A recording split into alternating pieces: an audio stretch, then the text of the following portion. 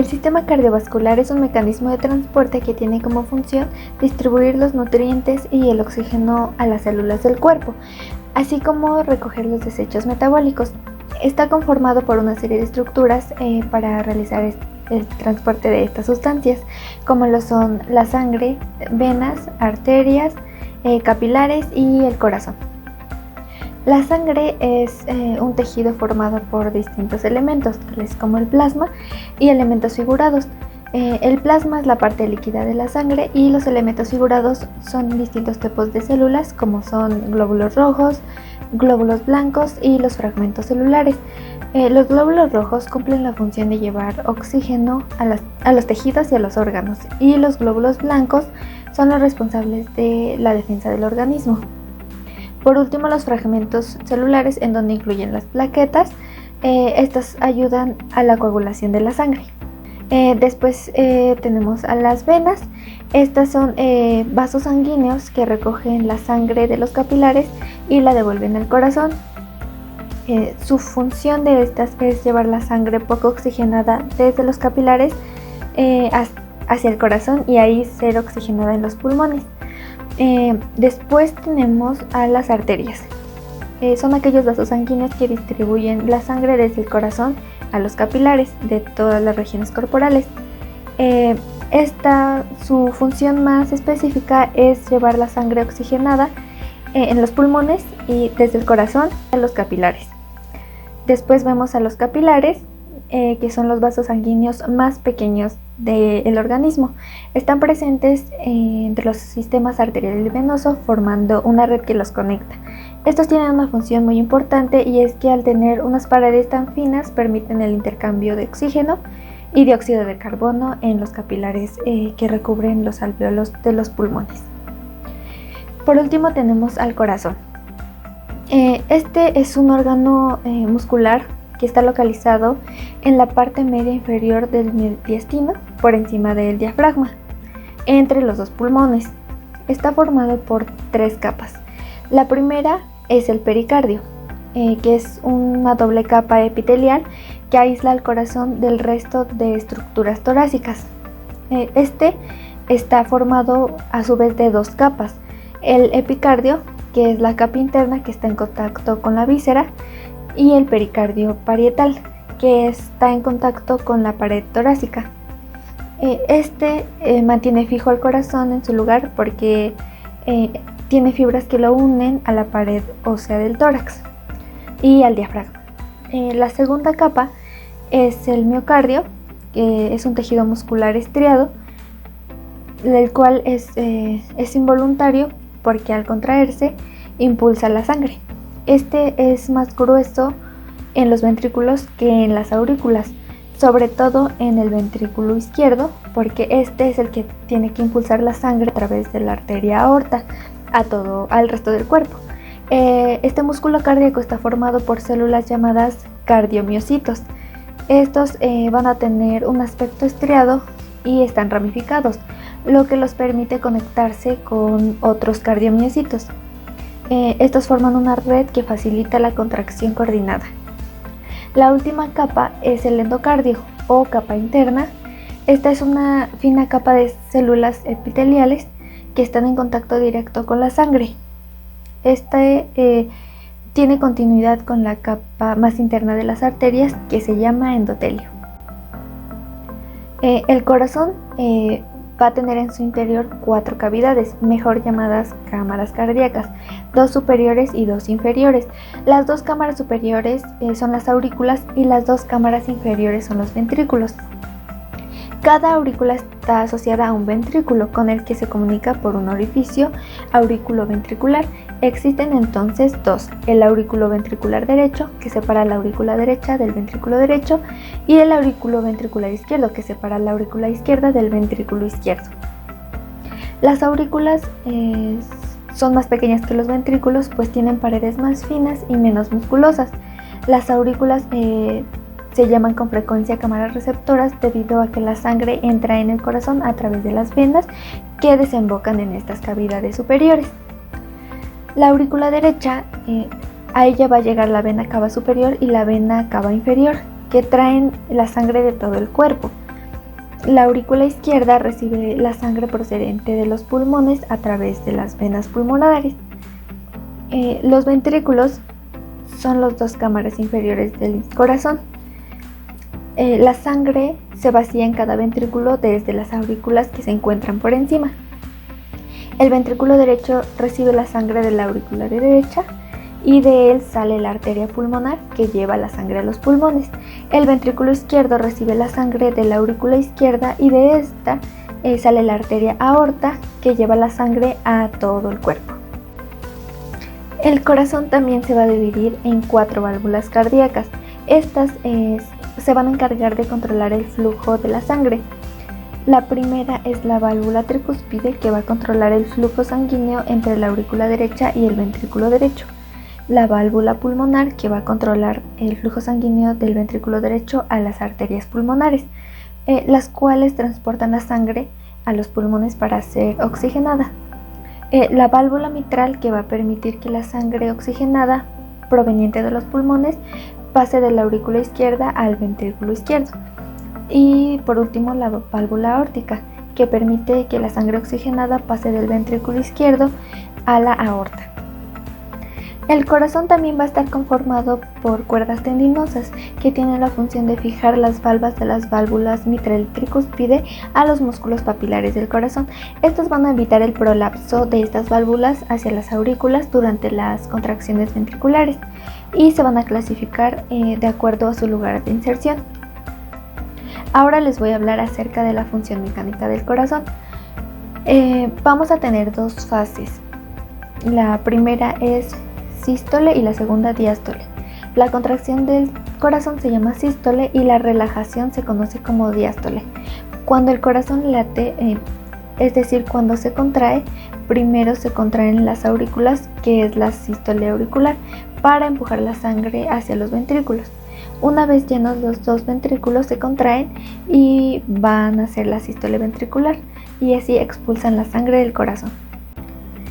El sistema de conducción va a garantizar la contracción coordinada de las cavidades cardíacas y de esta forma el corazón va a funcionar adecuadamente.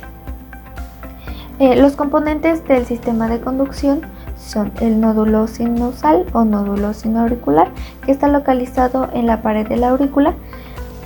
Cada potencial de acción generado en este nódulo se va a propagar a las fibras miocárdicas de las aurículas. Después tenemos el nódulo auriculoventricular, que se localiza en el tabique interauricular. Los impulsos de las fibras musculares cardíacas de ambas aurículas convergen en el nódulo auriculoventricular. Después tenemos el haz de His o fascículo auriculoventricular, que es la única conexión eléctrica entre las aurículas y los ventrículos. Este se dirige hacia la porción muscular del tabique interventricular y se divide en sus ramas derecha e izquierda de las de His, las cuales a través del tabique interventricular siguen en dirección hacia el vértice cardíaco y se distribuyen a lo largo de toda la musculatura ventricular. Después el plexo subendocárdico terminal o fibras de Purkinje van a conducir rápidamente el potencial de acción a través de todo el miocardio ventricular. Por último les voy a hablar acerca de la tríada vital, que está conformada por el sistema nervioso, cardiovascular y respiratorio. Estos 3 sistemas y aparatos van a trabajar en conjunto y el sistema nervioso se va a encargar de procesar la información y estímulos que interactúan con el organismo para controlar, coordinar y regular los diferentes órganos y sus respectivas funciones. El aparato cardiovascular, que tiene como función distribuir los nutrientes y el oxígeno a las redes del cuerpo, así como recoger los desechos metabólicos para después eliminarlos. Y por último el aparato respiratorio, el cual su principal función va a ser generar oxígeno a través del ambiente externo, proporcionarlo a las células y eliminar del organismo el dióxido de carbono producido por el metabolismo celular.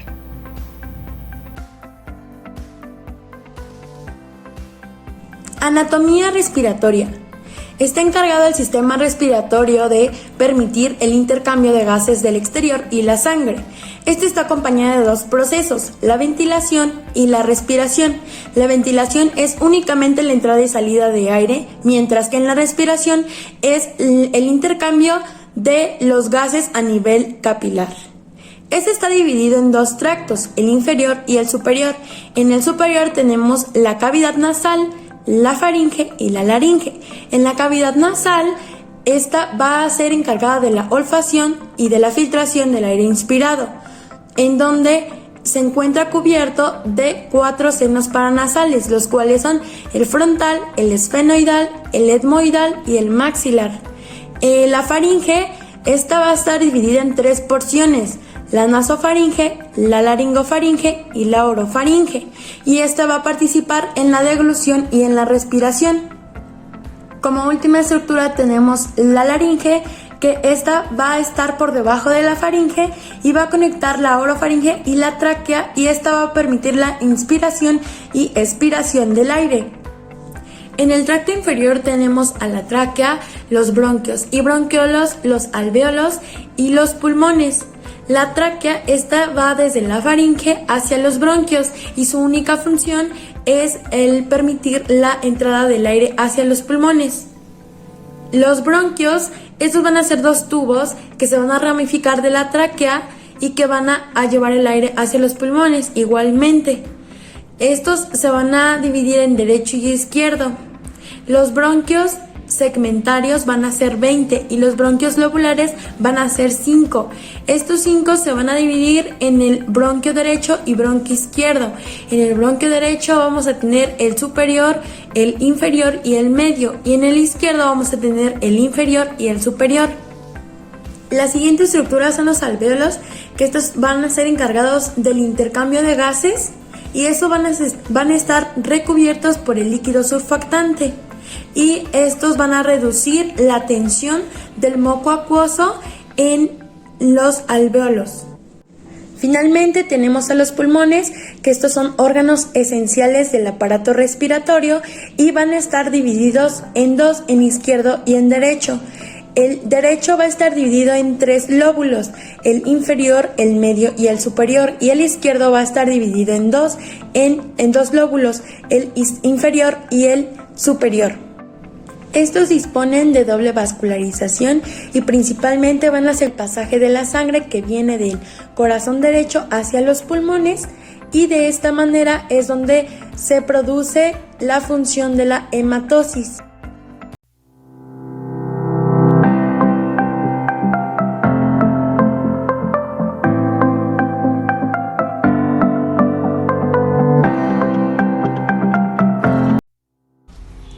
¿Qué es el paro cardiorrespiratorio? El paro cardiorrespiratorio está definido por el evento que se produce cuando la sangre deja de circular debido a que la actividad mecánica cardíaca es ineficaz o está ausente. En otras palabras, es el cese brusco e inesperado de la función cardiorrespiratoria. Ante un paro cardiorrespiratorio pediátrico es importante tener en cuenta la cadena de supervivencia.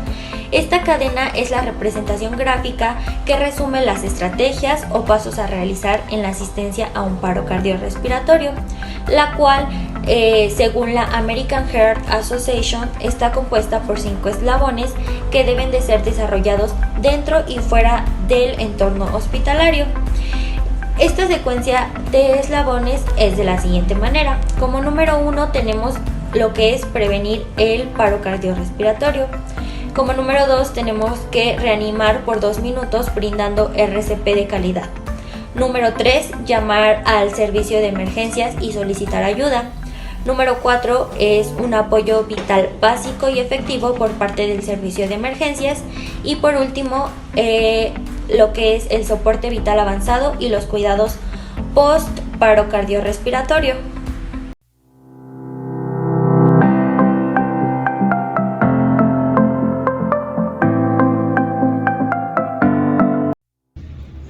Ahora hablaremos sobre la epidemiología del niño. Bueno, esta varía ampliamente. Se oscila que entre el 0.26 y 0.197 por cada 100.000 habitantes son menores de 18 años. Aquí ya van incluidas todas las posibles causas que lleven a un paro cardiorrespiratorio. Y por otra parte, la supervivencia al RCP en este rango de edad es del 6.7% a nivel global.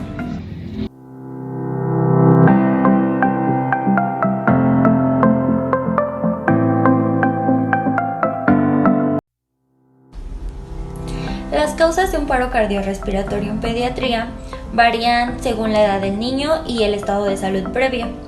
Sin embargo, el paro cardiorrespiratorio en niños generalmente es causado por una falla respiratoria o por shock, los cuales ocasionan hipoxia y acidosis en el niño, llevándolo así a un paro cardiorrespiratorio.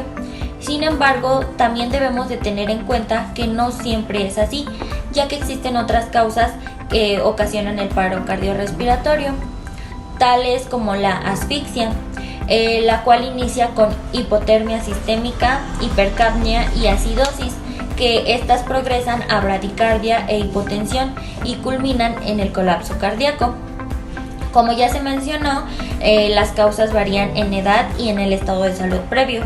Sin embargo, existen otra variación. Esta variación es el escenario, es decir, si el evento es de ámbito extrahospitalario o intrahospitalario. Entre las causas en el ambiente extrahospitalarias encontramos lo que es el OVACE, que es la obstrucción de la vía aérea por un cuerpo extraño. También encontramos asma, neumonía, enfermedad de tejido pulmonar, control respiratorio alterado, shock hipovolémico, shock cardiogénico o shock distributivo. Encontramos también lo que es la muerte súbita del lactante, arritmias, traumatismos y ahogamientos. Y entre las causas de ámbito intrahospitalarias encontramos también lo que es el OVACE, obstrucción de la vía aérea por cuerpo extraño, asma, neumonía, enfermedad de tejido pulmonar, control respiratorio alterado, shock hipovolémico, cardiogénico y distributivo, hipotensión metabólica y arritmias. El paro cardiorrespiratorio también puede estar relacionado a una causa reversible, las cuales están identificadas como con la mnemotecnia de las H's y las T's.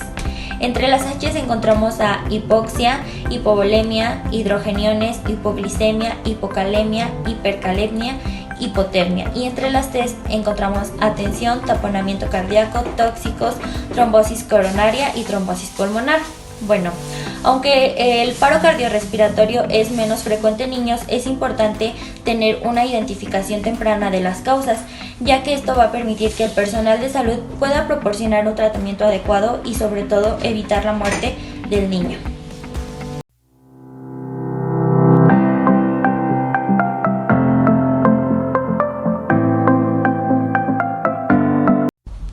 La fisiopatología del paro cardiorrespiratorio comienza cuando el gasto cardíaco cae a un nivel en el cual es imposible que se puedan llevar a cabo las funciones vitales y básicas de los órganos del cuerpo. Esta disminución o caída del gasto cardíaco se puede definir como el abrupto corte en el aporte de oxígeno y glucosa a las células de los diferentes tejidos del cuerpo. Bueno, esta baja del gasto cardíaco puede ser producida por dos causas, ya sea por causas desfibrilables o no desfibrilables. ¿A qué nos referimos con causas desfibrilables? Esto es a que la caída del gasto cardíaco es ocasionada por una arritmia en la cual el corazón no puede generar una contracción ventricular efectiva. Estas arritmias son fibrilación ventricular o taquicardia ventricular sin pulso. Y debido a estas arritmias se pierde el gasto cardíaco y por lo tanto se entra en un paro cardiorrespiratorio, el cual se divide en tres fases. La primera es la fase eléctrica. Esta fase comienza desde el minuto 0 al minuto 4 del paro cardiorrespiratorio. En un inicio el paciente se encuentra con normoxemia y su maquinaria celular funciona de manera óptima. Sin embargo, no tiene latidos porque no se está generando un gasto cardíaco.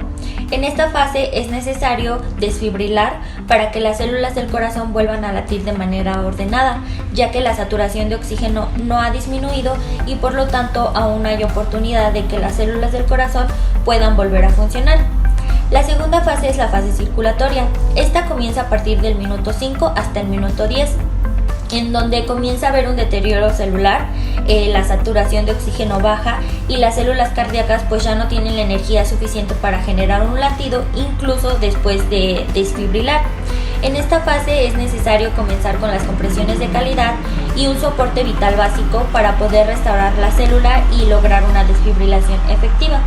Y por último, la fase metabólica. Esta fase comienza después de los 10 minutos y es en la cual ya existe una isquemia a nivel cerebral, la cual puede producir acidosis, hipercalemia y una serie de alteraciones difíciles que pueden llevar a un estado terminal del paciente. Y como lo mencioné al principio, tenemos las causas no desfibrilables, que estas son ocasionadas por diversas patologías en las cuales el gasto cardíaco se ve afectado y el paciente presenta asistolia y actividad eléctrica sin pulso. Para mantener con vida al paciente será necesario mejorar la actividad eléctrica sin pulso, así como encontrar la patología o la causa de base para poder revertirla y mantener al paciente con vida.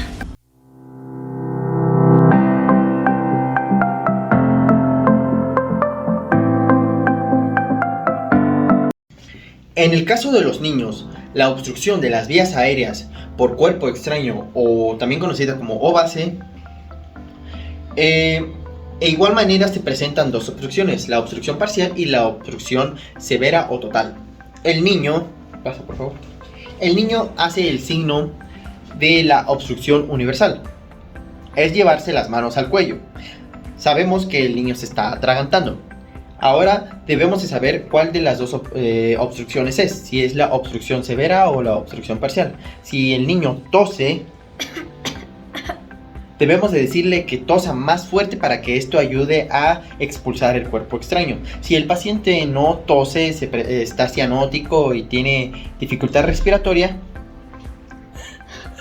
estamos hablando de que es una obstrucción severa. En este caso debemos de aplicar la maniobra de Heimlich.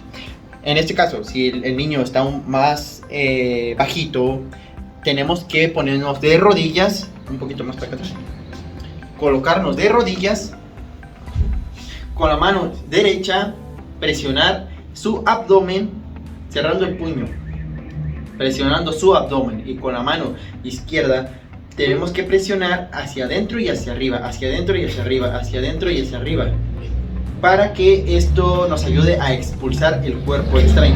Tenemos que realizarlo las veces que sea necesaria para expulsar el cuerpo extraño.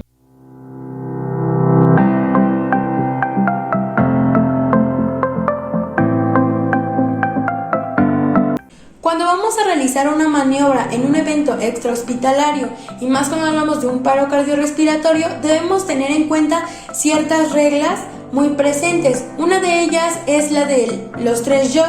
En esta vamos a hablar sobre primero yo, segundo yo y finalmente yo. La segunda habla sobre la valoración de la situación, de la escena y si el lugar donde estamos se encuentra seguro. Otra de las reglas es la de aislamiento de sustancias corporales. En esta vamos a evitar el contacto con fluidos corporales, con la sangre o con secreciones. Otra de las reglas es la de reviso, llamo y atiendo. Y finalmente hablamos sobre la regla de sobrevida. En esta se divide en dos, que es la intrahospitalaria y la extrahospitalaria.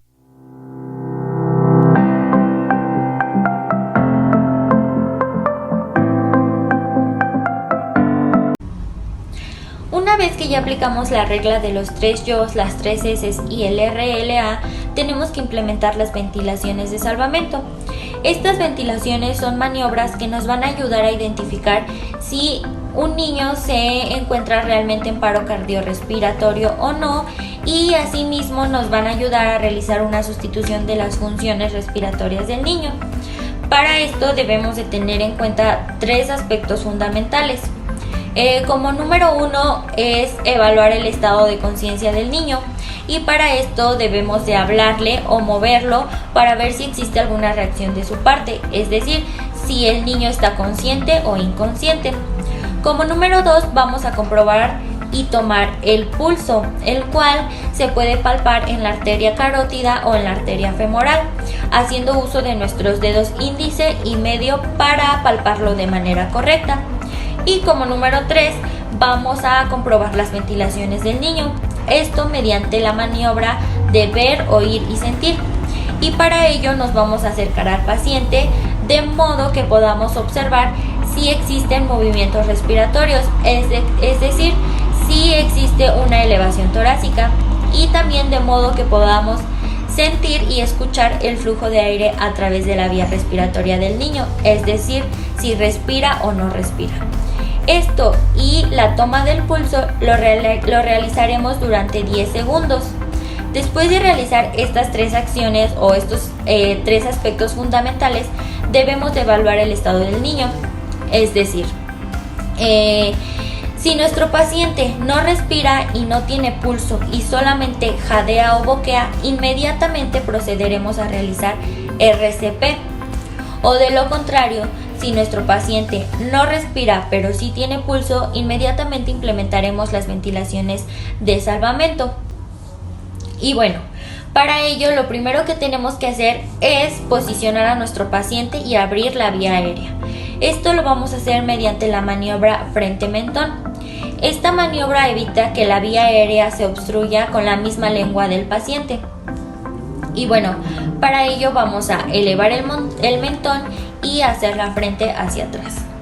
Una vez que ya está posicionado nuestro paciente, procederemos a implementar las ventilaciones, las cuales anteriormente se realizaban boca a boca. Sin embargo, hoy en día no es tan recomendable realizarlas de esta manera, ya que puede poner en peligro la salud del niño y nuestra salud.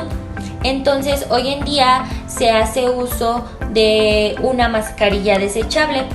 Esta mascarilla desechable nos permite proporcionar las ventilaciones de manera adecuada y sin ningún problema, y sobre todo sin tener contacto directo con la boca del paciente.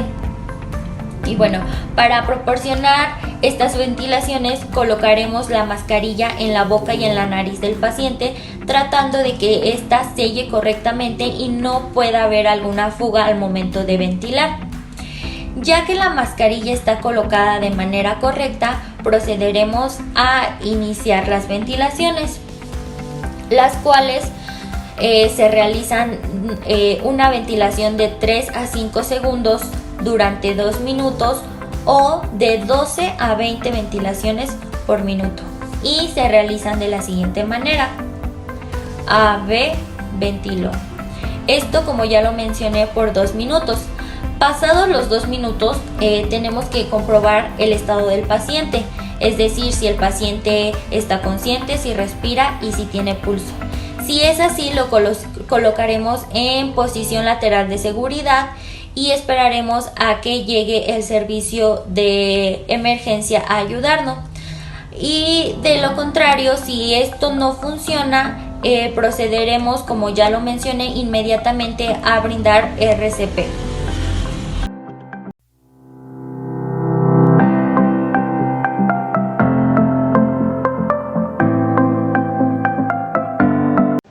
Ahora les voy a platicar acerca de la reanimación en pacientes pediátricos. No va a ser muy diferente a la del adulto, pero esta, en lugar de las causas cardiológicas, va a ser por causas respiratorias. Es por eso que vamos a incidir en las insuflaciones cuando encontremos al paciente en paro. Vamos a comprobar el nivel de conciencia del niño, y lo primero que haremos será ver si el niño respira en vez de con maniobra frente-mentón en una posición neutra de la cabeza, por las características de la vía aérea de los niños. En esta situación veremos, oiremos y sentiremos si el niño sí respira. En el caso de que no respire, asumimos que es una parada cardiorrespiratoria, y lo primero que haremos, en diferencia del adulto, será 5 insuflaciones de rescate. Entonces sellaremos con la boca, la nariz y la boca del niño, y mirando el tórax insuflaremos el aire suficiente para elevar así el tórax. Una vez iniciadas las 5 insuflaciones, continuaremos con el masaje en el tórax, y van a ser 30 y 2 insuflaciones.